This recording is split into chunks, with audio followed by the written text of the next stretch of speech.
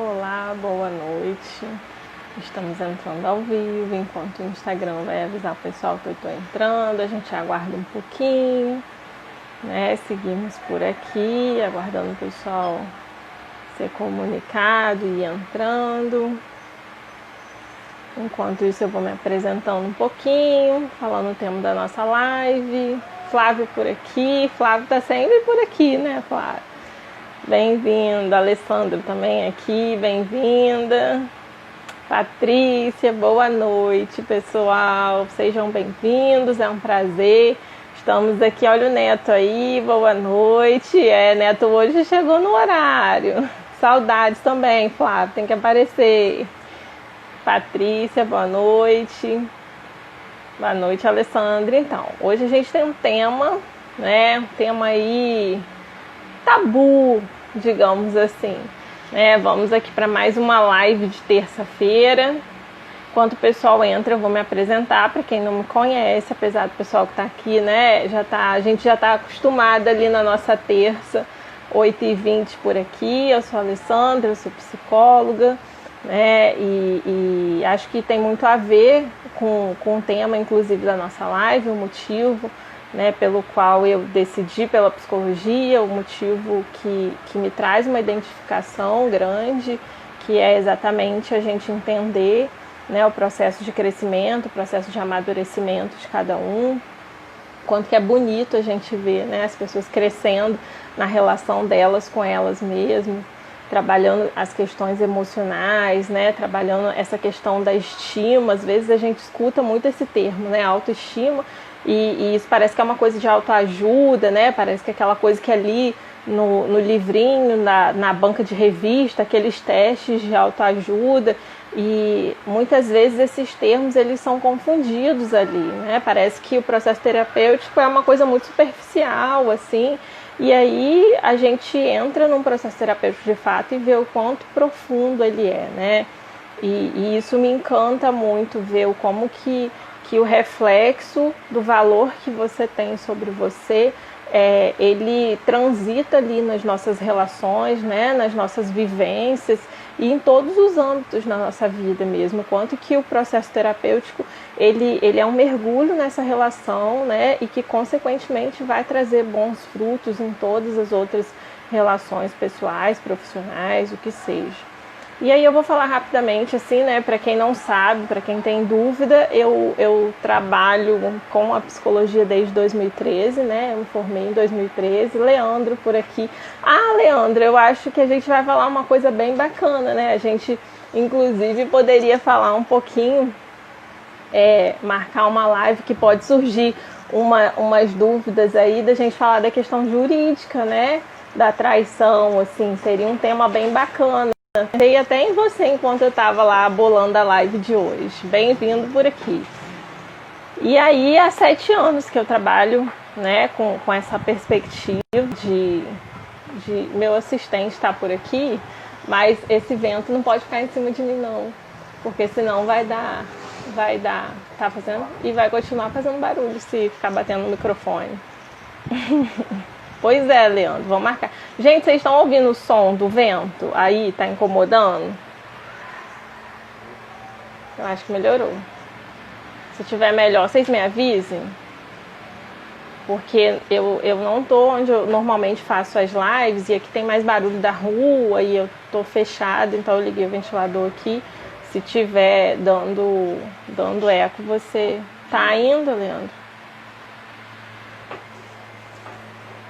Você tem que virar. Eu acho que agora deve estar melhor, né? Pro som não ficar atrapalhando. Você vê lá do seu. A Patrícia falou que não incomoda, não. O Neto, ajeita aí, Thiago. Ouço tudo normalmente. Então tá bom, está tranquilo, tá bom. Então vamos retomar lá. E aí há 7 anos, né? Que isso faz muito sentido pra mim, apesar de eu ter um trabalho paralelo também com idoso, então. Mas essa coisa da gente trabalhar essas questões de autoestima, e a gente vai ver que isso tem muita relação com o tema que a gente vai trabalhar hoje, né? Com o tema em relação à traição. A Vera também falou que tá tranquilo, então tá bom.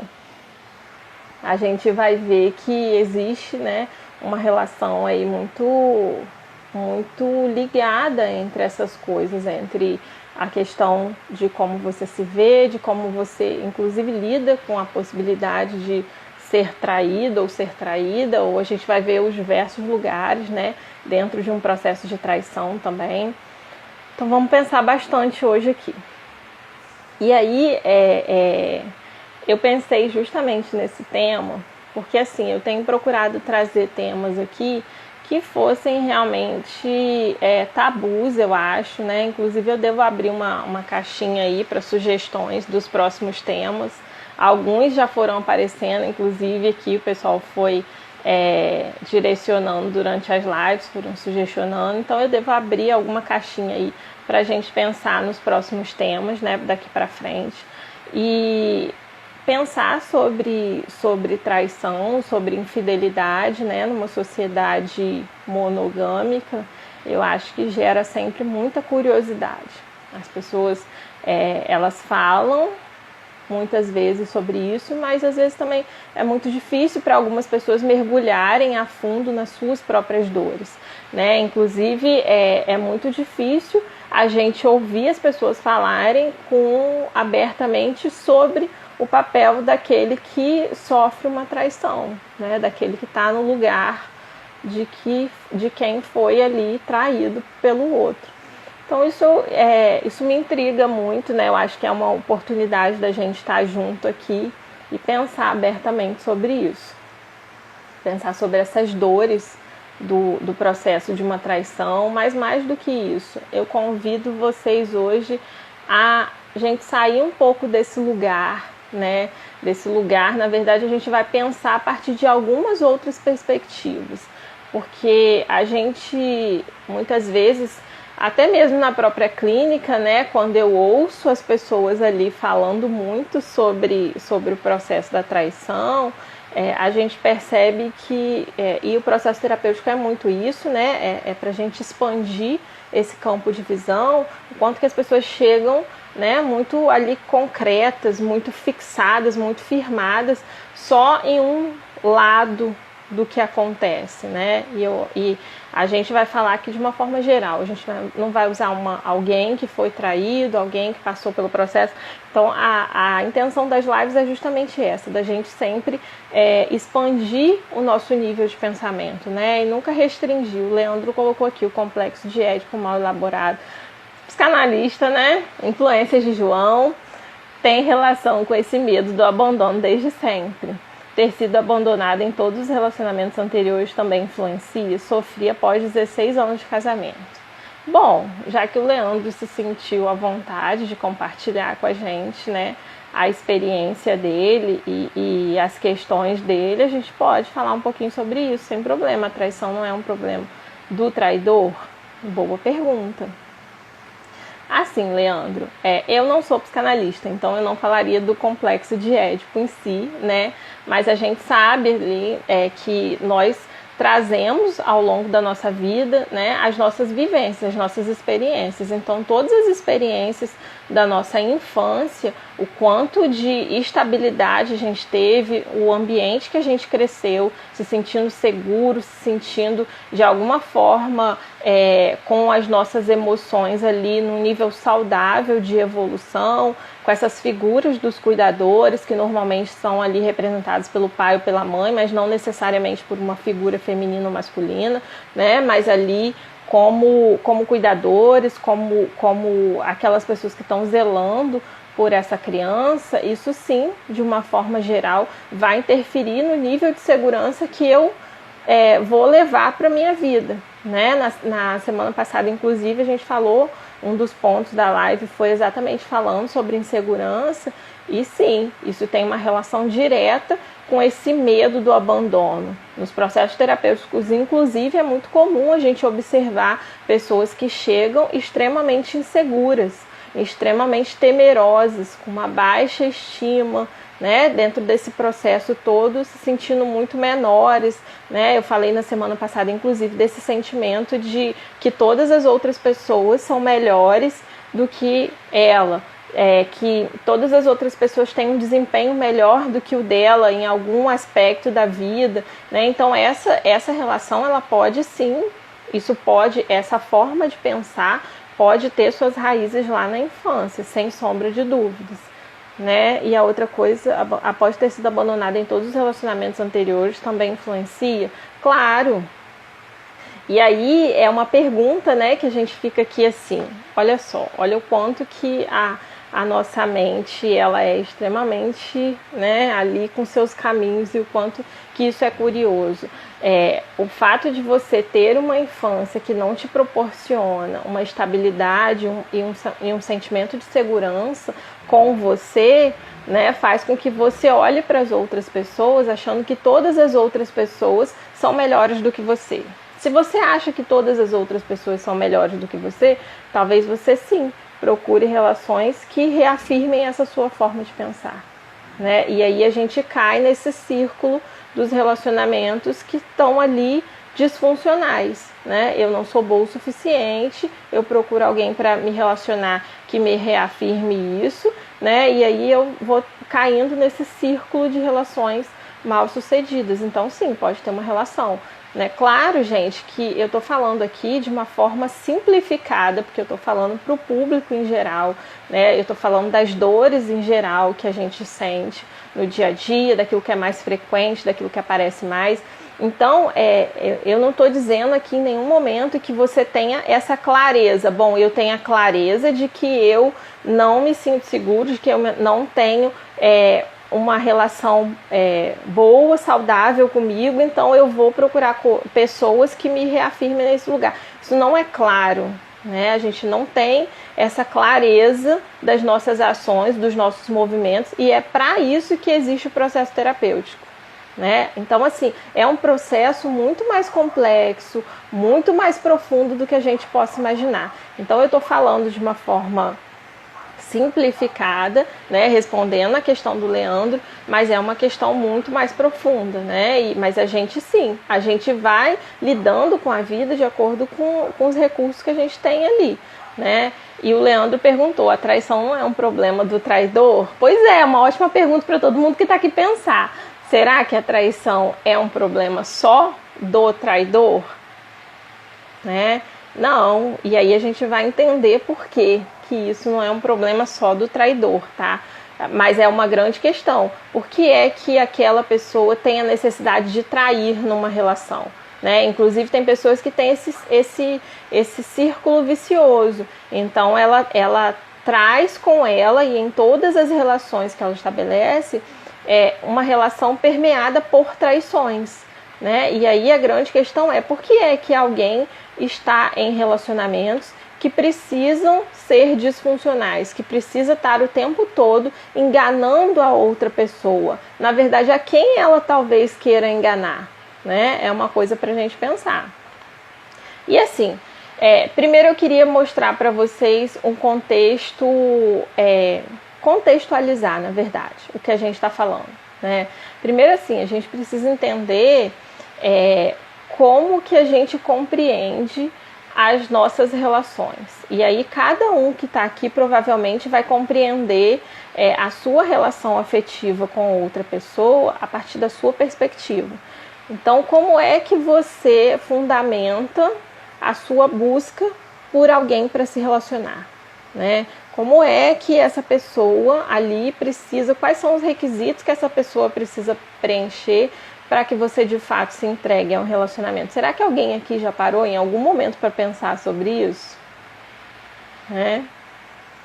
E aí eu queria dizer isso para vocês, assim, quando a gente busca um relacionamento, primeiro que a gente precisa entender que nós estamos no Brasil, né? E que no Brasil nós temos uma maioria de relacionamentos que são monogâmicos, ou seja, a gente se relaciona numa expressividade muito maior de casal, de duas pessoas, de um por um, do que numa relação poligâmica, né? Então, assim, quando mais de duas pessoas estão dentro dessa relação. Então, só disso, por que é importante a gente entender esse contexto? Porque a minha proposta hoje é a gente exatamente pensar um pouco fora da caixinha, entender como cada um funciona ali, né? Os diversos papéis.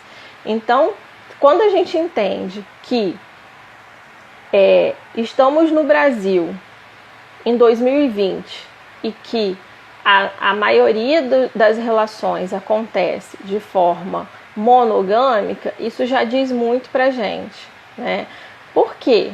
Porque a gente tende a compreender que aquilo que tende, tá, gente? Eu não tô falando que é o certo, correto ou a verdade absoluta, mas a gente tende a compreender que se essa relação acontece em sua maioria desse jeito, então esse é o jeito correto. Eu não estou falando aqui que trair é certo, tá? Vamos pensar fora da caixinha mais uma vez. E aí a gente precisa continuar contextualizando. A gente precisa entender que a gente vive no Brasil, numa relação onde relacionamentos são em sua maioria monogâmicos. A gente precisa entender, então, que hoje em dia existe até uma nova nomenclatura, né? Que relações poligâmicas, a princípio, a gente não está falando aqui de traição ainda, mas que relações poligâmicas, ou seja, quando há um acordo entre as partes de que teremos um relacionamento não de um para um, mas que traremos um terceiro, um quarto, não sei, isso é de acordo com o casal, né?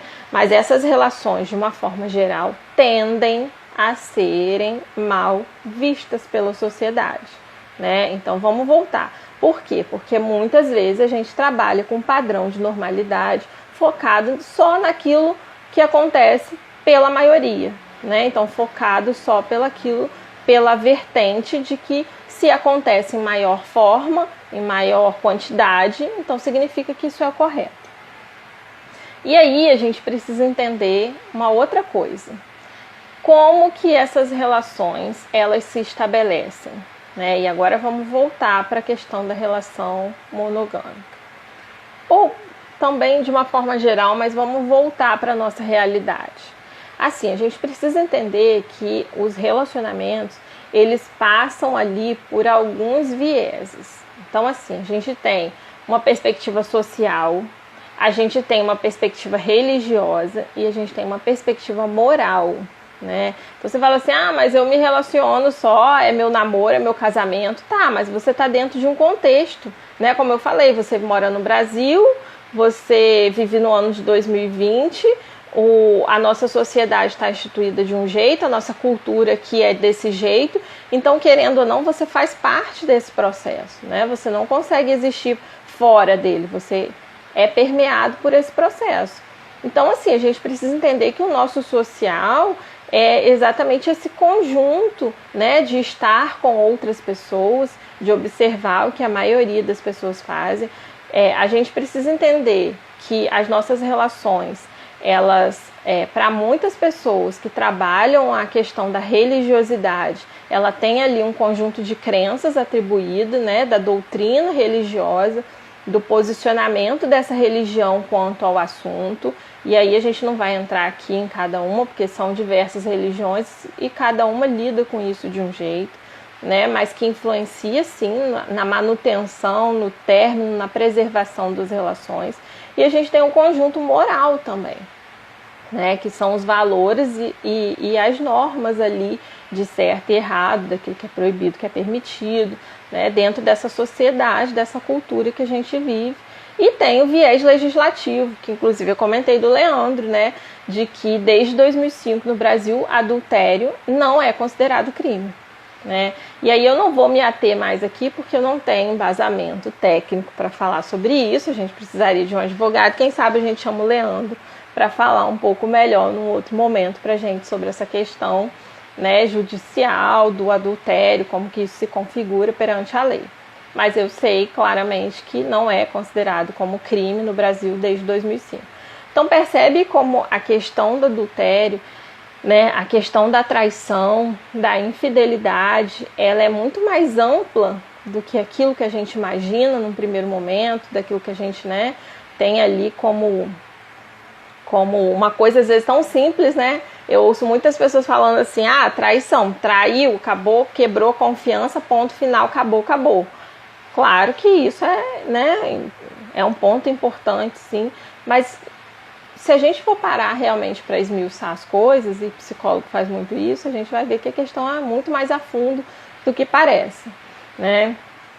E aí, agora vamos falar um pouquinho mais de casal, vamos falar dos exemplos, né? Tiago tá aqui preocupado com o ventilador. Não, tá legal, aqui tá bom.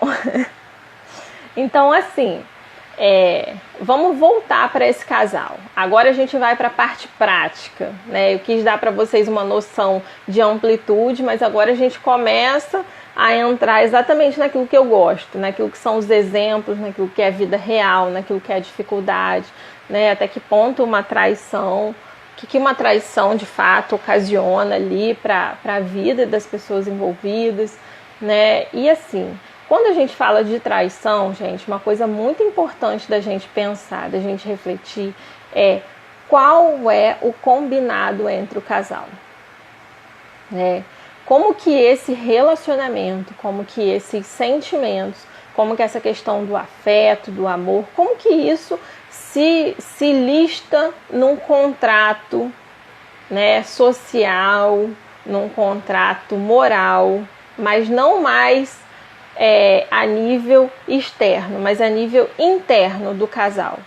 E aí, é importante a gente pensar quanto à traição, exatamente como fica estipulada para o casal essas regras, né? O que para um é traição, o que para outro é traição? Porque lembra mais uma vez, eu falei, vamos expandir a nossa forma de pensar, né? Vamos sair da caixinha. Então, assim, porque quando é traição, eu percebo que uma das grandes dificuldades é essa, é que as pessoas param ali, traiu, errou e tal. Tá, vamos lá, mas vamos pensar.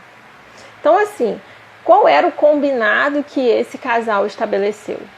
Qual é o contrato desse relacionamento? Aí vocês podem falar assim, mas como assim contrato? Pois é, porque muitos casais têm uma dificuldade enorme de conversar sobre coisas básicas, né? Sobre questões assim, desde financeiro, que é uma coisa mensal, que a gente tem que pagar as despesas, tem que pagar a conta todo mês, né? E tem a ver com vida prática, tem que fazer compra, tem que pagar luz, tem que pagar água, né? Toda uma série de coisas, até outras coisas mais difíceis, então, e menos práticas. Então, sim, um combinado, né? Tá claro para cada um ali o que se configura enquanto traição, qual é o limite de cada um, será que isso está claro, né? Será que esse código de conduta sobre o casal tá posto ali de uma forma clara para as partes? Né? E aí, quando a gente fala contrato, parece que é uma coisa muito, né, superficial ali, mas é um contrato, gente. Sempre que a gente se dispõe a estar numa relação com outra pessoa, a gente precisa ter claro quais são as etapas, né, quais são os nossos limites, quais são as nossas demandas, qual é a nossa necessidade, também qual é a necessidade do outro, a demanda do outro. E aí eu faria outras perguntas. Será que claramente cada um ali tem isso em aberto? Qual é a necessidade de demonstração desse afeto que um tem pelo outro? Qual é a necessidade que cada um tem de receber esse afeto? O que cada um compreende ali por uma traição, como eu falei, né? Essa questão do medo da traição, desse aprisionamento que muitas vezes os casais têm uma dificuldade enorme, né? Tem pessoas que isso é tão comum, é muito mais comum do que vocês imaginam. Quanto as pessoas criam exatamente um cenário, né, de uma série de medos de serem traídas, de que o outro tem uma conduta daquele ou desse tipo, e elas ficam ali aprisionadas dentro desse medo, sofrendo constantemente com esse medo, né, quando na verdade isso está muito longe de acontecer. Então, assim, uma outra questão, né, entre a fidelidade e a liberdade, será que a gente consegue conciliar essas coisas, né? Porque muitos relacionamentos a gente vê pessoas que se trancam, uma tranca a outra, e eu já vi isso várias vezes, né, dentro do consultório, o quanto que o relacionamento vira uma prisão. Então começa, às vezes nem eram os dois que tinham esse tipo de conduta, não, mas um começa é um pouco mais avançado nesse processo de insegurança, começa a dizer uma série de nãos para o outro, porque entende que aquilo ali de alguma forma se constituiria num processo de infidelidade, né, ou numa coisa que ele não consegue lidar, e o outro começa de repente a responder no mesmo ritmo. Então esse casal ele vai se trancando numa série de nãos, né, numa série de confinamento mesmo. Então um vai tirando do outro essa liberdade, né? E aí daqui a pouco quase todas as demandas, quase todos os posicionamentos, eles viram na verdade como se fosse uma ameaça para a relação, né? E são fantasmas que estão ali rondando o casal o tempo todo. Então assim, e aí a gente cai mais uma vez aqui, que a gente já falou em outras lives, na necessidade de manter esse lugar do equilíbrio, né? A gente cai na necessidade do limite de cada um da relação, do respeito ao espaço do outro, né? Para que a gente não tranque o outro. E aí eu vou trazer um pouco mais também dessa minha experiência com a clínica. Eu vou falar para vocês de exemplos claros disso, né? Apesar de eu gostar de embasar a minha fala, sim, teoricamente, a gente tem que ter um embasamento teórico, a gente não está aqui falando de achismo, mas, por outro lado, eu acho que os exemplos claros, né, os exemplos das queixas, daquilo que a gente acompanha diariamente, daquilo que eu observo diariamente nos atendimentos, isso traz, de repente, para quem está assistindo, um pouco mais de clareza, sabe? Eu acho que fica mais fácil de você identificar, de você observar, né? De você crescer dentro disso. E aí, assim, por exemplo, eu já atendi pessoas que consideravam a traição o fato do outro ter contato com conteúdo pornográfico. Então, vamos lá. E aí cada um faz a sua própria análise aí. Claro que a gente não está aqui julgando, mas é exatamente para vocês entenderem como que o limite, né, ele é diferente para cada um. Então, por exemplo, para uma pessoa, para um determinado casal, para uma das partes do casal, por exemplo, o outro ter contato com conteúdo pornográfico do tipo filme, vídeo, foto, coisas desse nível, configura uma traição. Tem pessoas, eu já vi isso, né? Inclusive são demandas que eu recebo.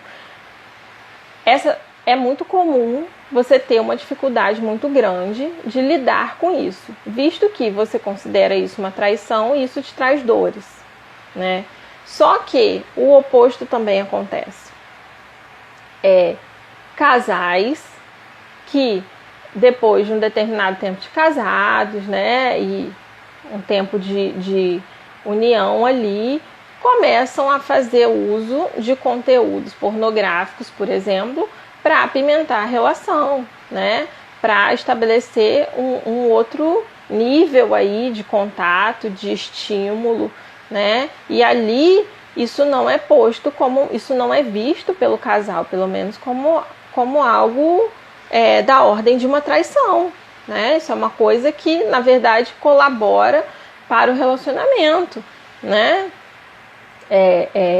Da mesma forma que, e muitas vezes, gente, isso lembra que eu falei que tem a ver com contexto moral, social, cultural, ético, né, religioso. Então, olha o quanto que o assunto da traição, né, da infidelidade, ele passa por uma série de campos. Olha quanto que isso pode ser muito maior e muito mais complexo do que a gente imagina.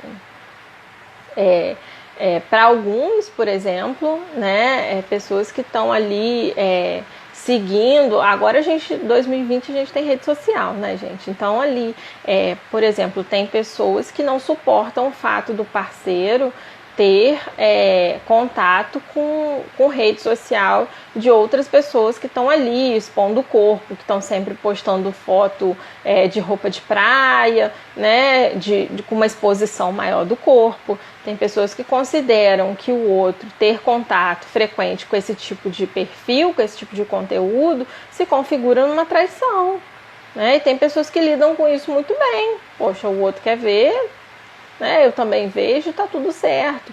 Então, quando a gente fala de traição, a gente fala de um campo que é muito mais amplo do que a gente possa imaginar, né?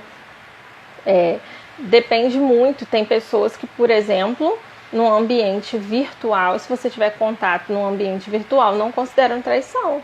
Tem pessoas que consideram traição só a partir do contato físico, né? Outras pessoas consideram como traição a coisa do contato virtual, né? Mesmo que você não troque mensagem, como eu exemplifiquei agora, só o fato de você ver fotos, de você ver o outro ali minimamente desnudado que seja, aquilo já incomoda o parceiro, né? E ele entende como uma traição. Isso vira um conflito dentro da relação. O Neto colocou, tenho 48 anos, já traí, fui traída. O tema é tenso. O pessoal hoje está menos falante. Pois é, Neto. Mas é muito bom você trazer esse tema para refletir. Mas a gente já sabe, né, que quando o negócio fica meio pesado assim, o pessoal escuta, né, tenta assimilar. É desse jeito. E aí, é por isso que a gente precisa sempre, né, Neto, inclusive expandir isso, entender o quanto que isso é muito maior, né? E aí o Neto colocou, o Leandro também colocou agora há pouco, né, dessas relações que a gente acaba estabelecendo, sim, traindo, sendo traído e sendo também ali, né, o traidor. E são diversos papéis, né, que a gente ao longo da vida pode sim executar, né? E tem pessoas que falam assim, mas eu nunca faria isso. E aí, enquanto psicóloga, né, lembrando que a gente não está aqui falando exatamente da dor específica de ninguém, mas enquanto psicóloga, é sempre uma das perguntas que me cabe. Mas será realmente? Porque assim, a gente nunca sabe o que motiva o outro a fazer. Eu não estou aqui justificando a ação de ninguém, mas a gente nunca sabe o que motiva o outro, né? A gente nunca sabe como a gente agiria até que de fato a gente esteja dentro daquele contexto, vivendo aquela relação, vivendo aquela situação, né? E aí sim a gente depois vai entender se você considera isso certo ou errado, qual é o seu código ético, moral relacionado a isso, né? Mas antes da gente julgar e quando a gente está emocionalmente envolvido, é muito difícil a gente ter esse distanciamento do não julgamento, né? Porque traição é sempre um tema tenso ali que de alguma forma traz uma efervesção das pessoas, né? Porque talvez até porque as pessoas tendem muito mais a se colocar no lugar daquele que é traído do que daquele que pode trair, né? É uma possibilidade, né? E a gente precisa entender o seguinte, deixa eu vigiar a hora. A gente vive numa cultura machista, gente. Lembra que eu falei Brasil 2020, né? A gente precisa contextualizar? Pois é, a gente vive numa sociedade machista, sim. E a gente tem sim um número de mulheres, né, que é maior do que o número de homens. E historicamente, de acordo com a forma como nós nos construímos enquanto sociedade aqui, a gente tem sim, estatisticamente, tá? Não estou falando aquilo que eu acho, não, eu estou falando estatisticamente. Se vocês pesquisarem aí, né, nesse cenário, vocês vão encontrar dados estatísticos de que a gente tem um perfil de mulher que é mais traído e um perfil masculino que trai mais. Mas a gente precisa contextualizar exatamente entendendo que a gente tem a história e que nós temos também um número maior de mulheres. E aí como que o machismo acaba também, né, permeando isso? Lembra que eu falei que os homens têm mais direitos historicamente do que as mulheres? Exatamente.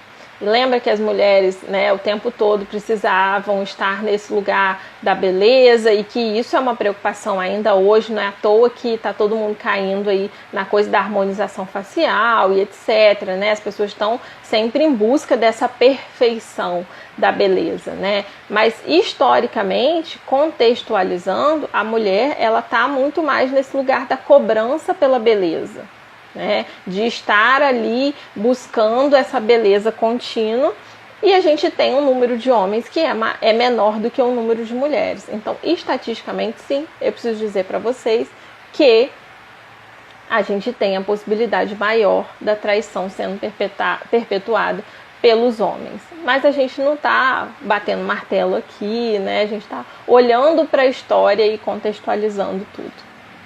Então, a gente precisa entender, lembra que eu falei lá para o Leandro que eu ia falar dos diferentes papéis? Exatamente. Então a gente precisa entender o seguinte, dentro ainda dessa cultura que a gente tem estabelecida, quando um homem trai, é muito mais comum a gente ouvir que esse homem é o garanhão, né? Que esse homem é bem visto, ainda hoje em 2020, né? É aquele cara que arrebenta, né?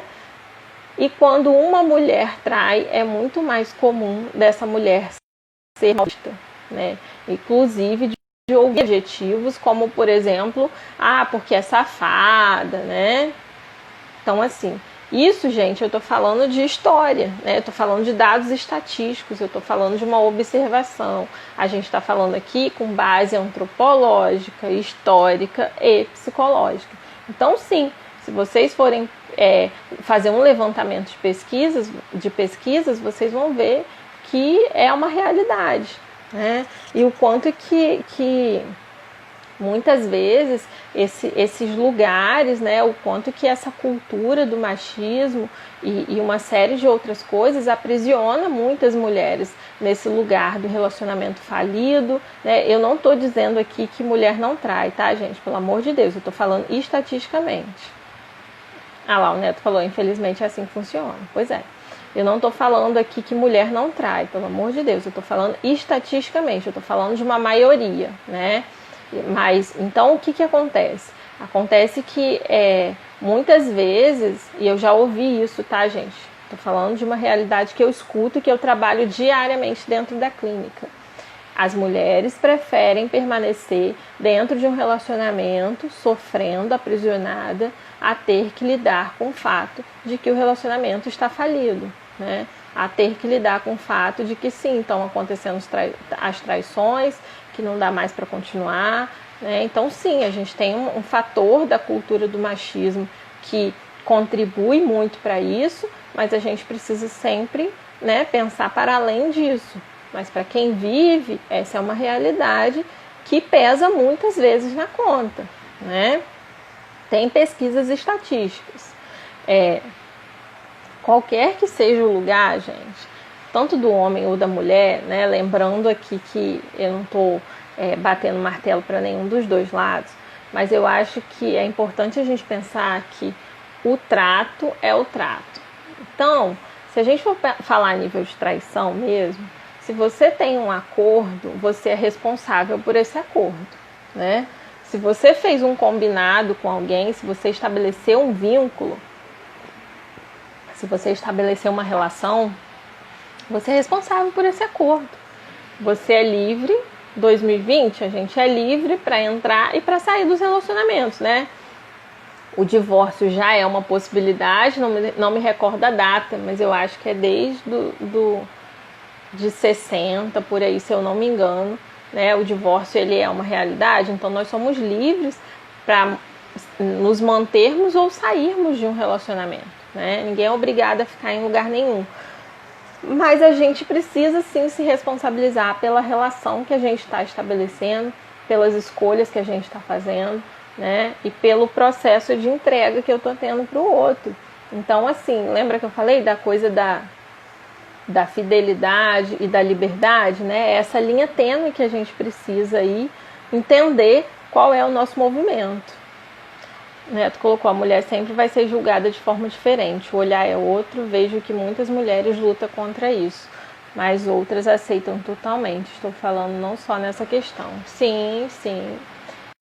E aí, quer ver uma coisa que eu tenho observado muito? É a crise dos casamentos ali de 30 anos, né, nessa faixa aí. Eu tenho observado muito isso na clínica. A gente vai, né, observando através da nossa prática de atuação e não tem como essas coisas não chamarem atenção. Então a gente acaba indo pesquisar, a gente acaba indo fazer um levantamento, né? E para essa live eu dei uma olhada em muitas pesquisas e a gente observa muito, né, o quanto que essa crescente, isso é uma coisa que está se concretizando mesmo dentro dos relacionamentos. talvez seja isso, a vida é um movimento, né? A vida é um movimento e relações que talvez há 30 anos atrás eram boas para ambas as partes, talvez 30 anos depois possam não ser mais, né? Mas lembra que eu falei que tem um viés moral, ético, social, religioso? Então, muitas vezes a gente tem uma perspectiva religiosa que diz que esse relacionamento precisa durar até que a morte os separe, mas pode ser que, né, de uma forma geral, na mudança, no movimento da nossa sociedade, isso já mudou 30 anos depois. E aí a gente precisa se encontrar nesse lugar, né? Mais uma vez, eu não estou justificando a traição, eu só estou contextualizando, né? Lembra que eu falei que a responsabilidade de cada um se ater, né, com o seu processo? E aí, isso faz muito sentido, porque olha só, dentro desses processos individuais de cada um, né, e é uma coisa que eu queria chamar a atenção, o quanto que a traição ela pode ser nociva, né, como eu falei lá para o Leandro, o quanto que isso tem a ver com uma relação de autoestima, o quanto que isso abala muitas vezes, né, as pessoas que estão ali envolvidas, porque nem sempre, gente, é uma questão assim, claro que lembrando da responsabilidade, mas nem sempre quem trai tá nem aí pra nada, sabe? Nem sempre quem trai traiu mesmo e tá nem aí, não tá preocupado com as consequências disso no outro, sabe?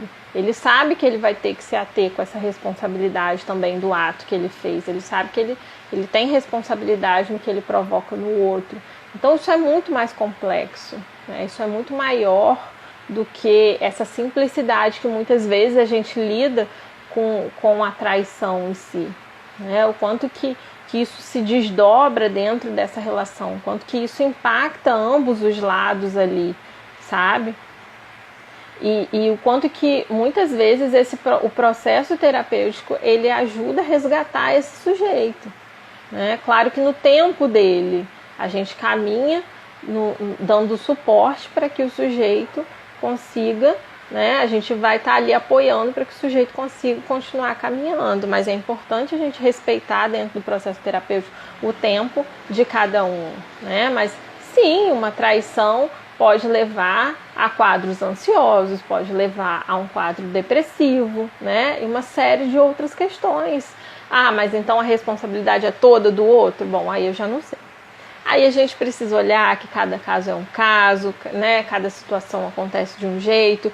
E eu acho que quando o assunto é traição, muitas vezes as pessoas estão muito preocupadas em encontrar uma vítima e um culpado, sabe? Como se assim, tivesse que bater um martelo. E na verdade, continuo a dizer que isso é muito maior do que só uma vítima e um culpado, de só quem está certo ou quem está errado, né? E dentro da terapia a gente faz muito isso. A gente começa a ampliar para esse sujeito essas questões, né? Entender que não necessariamente isso se desdobra nesse contexto. Quem já faz terapia, já fez terapia comigo sabe, né? Que eu falo muito que na terapia a gente usa eu gosto muito da analogia do guarda-roupa. Eu falo isso para a maioria dos meus pacientes. Que terapeuticamente, quando a gente começa o processo, a gente imagina que você vai arrumar o seu guarda-roupa. Seu guarda-roupa está lá todo bagunçado e a gente vai começar a tirar todas as peças, todas as coisas, para a gente olhar, para a gente ver aquilo que te cabe, aquilo que não te cabe mais, aquilo que você quer guardar porque você tem um afeto, né, por aquela peça, aquilo que não faz sentido nenhum, aquela peça que você tem aversão, mas estava lá, ocupando aquele espaço, sabe? Então eu gosto muito de comparar dentro do processo terapêutico com essa analogia, porque assim, a gente começa a tirar, o Neto falou, adoro essa analogia, a gente começa a tirar todas essas coisas, né? E quando a gente fala de traição, é um tema difícil, sempre. E eu gosto dessa comparação, porque a gente começa a tirar e a desarrumar essas coisas e você vai conseguir olhando, né? Você vai ver ali o que te cabe, o que não te cabe, o que te serve, o que estava ali preenchendo um espaço no seu armário que não deveria estar mais, né? E É muito comum também as pessoas que passaram por uma traição, por exemplo, elas se sentirem com a autoestima baixa, né? Essa série de questões que a gente já falou aqui, e o quanto que isso muitas vezes dificulta para que essa pessoa, como eu falei no começo, fale abertamente sobre isso, no círculo social mesmo, mas até mesmo que ela busque uma ajuda, né? Porque isso faz com que de alguma forma ela se julgue muito mal, né? Ela se desmereça, ela se veja como alguém incapaz de manter uma relação, sabe? E isso acaba dificultando até mesmo a procura por uma ajuda especializada, né? E eu gosto sempre de falar da importância de você buscar a ajuda de um profissional, porque dentro do processo terapêutico a gente tem uma questão fortíssima, né? Enquanto psicólogos, está lá no nosso juramento, está lá no nosso código de ética, nós temos por obrigação de resguardar o sigilo de qualquer pessoa que chega para a terapia, né? E inclusive tem um vídeo lá que eu falo, tem um vídeo aqui no Instagram que eu falo do quanto que psicólogo não é juiz, né? Porque assim, tem muito paciente que chega, não, mas o que você vai pensar de mim? E eu falo assim, gente, eu não vou pensar nada, porque eu não tô aqui para pensar, né? Fazer um julgamento sobre você, eu tô aqui para pensar com você, né? Para que você descubra como que você vê isso, como que você pensa sobre isso. Mas não eu, Alessandra, pensar e julgar, né? Esse não é um papel do psicólogo. E o quanto que isso se desdobra, né? O quanto que isso diferencia muito. E sabe uma coisa, essa semana eu tive uma experiência muito bacana, porque uma paciente minha, né? E a gente fica orgulhoso, o psicólogo também tem orgulho, gente, dos nossos pacientes, quando a gente vê, né, as pessoas realmente num processo de mudança interna bacana. Então, assim, essa semana, na verdade, semana passada, uma paciente falou pra mim que numa conversa com uma amiga, e olha só, eu posso falar isso aqui, né, porque exatamente eu não estou citando o nome de ninguém, e o objetivo disso é fazer com que vocês entendam, né, e fazer com que vocês tenham um aprendizado do assunto que a gente está tocando. Então, existe um porquê que embasa a minha fala, e mais uma vez eu estou resguardando o sigilo, né, então não é nenhuma forma uma falta de ética. Oi, Marta, bem-vinda, boa noite. E eu tive uma paciente que falou exatamente, né, do quanto que ela percebeu que ela cresceu dentro do processo terapêutico e o quanto que foi bonito o que ela me contou, né, que ela estava ali observando numa situação específica, uma conhecida falando de uma tomada de decisão, e o quanto que ela ficou observando que a pessoa em questão estava ali preocupada, né, o tempo todo com a outra pessoa, sabe? O quanto que ela estava vivendo em função da vida dessa outra pessoa. E aí ela ficou ouvindo aquilo, uma pessoa, né, evoluída terapeuticamente, caminhada ali dentro de um processo terapêutico, e ela ficou ouvindo aquilo e ela falou assim, nossa, como que pode, né? Como que a gente age, né, na vida assim, muitas vezes sem se perceber, sem se colocar, sem olhar para a sua vontade, sem olhar para o seu desejo e só olhando para o desejo do outro. E ela viu claramente o movimento da conhecida dela, né? E aí teve uma hora que a pessoa perguntou para ela, mas o que você acha? Ela falou, olha só que bonito isso, gente. Ela falou assim, eu não acho nada. E ela chocou a menina. Mas como assim você não acha nada? Eu não acho nada, né? Na verdade, você já fez terapia? Você faz terapia? Ela perguntou.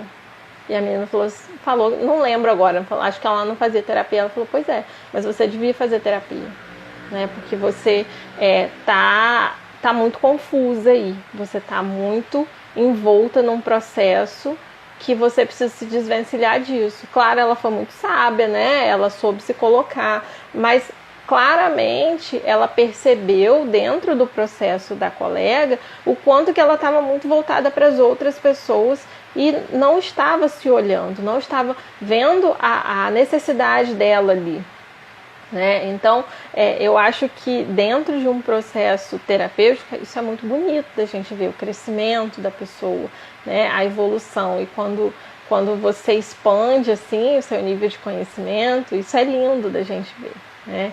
Então, assim, Eu acho que é isso que eu tinha para dizer para vocês. A gente está se encaminhando para os minutos finais aqui, né? Eu quero deixar muito clara a importância da gente ter o nosso contrato de relacionamento claro, né? Da gente pensar exatamente quais são os nossos limites e da gente também procurar clarear dentro da relação qual é o limite do outro, né? Entender qual é o contrato que a gente estabelece na nossa relação, aquilo que a gente entende como limite, como possibilidade, como liberdade, como aprisionamento, como traição, né? Deixa eu dar uma olhada aqui. Estou começando meu processo terapêutico e já me ajuda imensamente. Muito bacana essa história que está relatando. Se as pessoas soubessem o bem que faz, todos fariam. Exatamente. Pois é, Alessandra, é muito importante. Então, e aí é muito importante da gente ter essa clareza, né, nas nossas relações. E da gente entender o que se configura numa traição para você e de você também ter clareza no que se configura uma traição do outro para você, né? Qual é o seu limite, né? Até onde você consegue ir, até onde você consegue suportar, como que você consegue lidar com essa dinâmica. Porque se você tem isso claro para você, a troca com o outro vai ficar muito mais honesta e as duas partes saem ganhando. Patrícia botou muito importante, tema bastante reflexivo. Realmente há dois lados. Obrigada mais uma vez. Pois é. Então, assim, gente, é isso, né? Eu vi que o pessoal hoje ficou mais quietinho, a gente já sabia, né? As pessoas ficam assim, epa, peraí, deixa eu ver o que ela vai falar ali, deixa eu entender se é isso mesmo. E a intenção era essa. Eu acho que a intenção é da gente usar esse espaço para a gente compartilhar conhecimento, para a gente expandir a nossa forma de pensar, para a gente crescer juntos, né? E para a gente... o meu objetivo aqui é muito esse, é de tirar vocês um pouco da caixinha, assim, né? De vez em quando, às vezes precisa de um tempo até assimilar, até a coisa começar a fazer sentido ou não. Ninguém é obrigado a concordar comigo, né? Acho que cada caso é um caso, existem grandes e lindas histórias de amor que surgiram em situações assim. Te agradeço a reflexão. Exatamente, exatamente.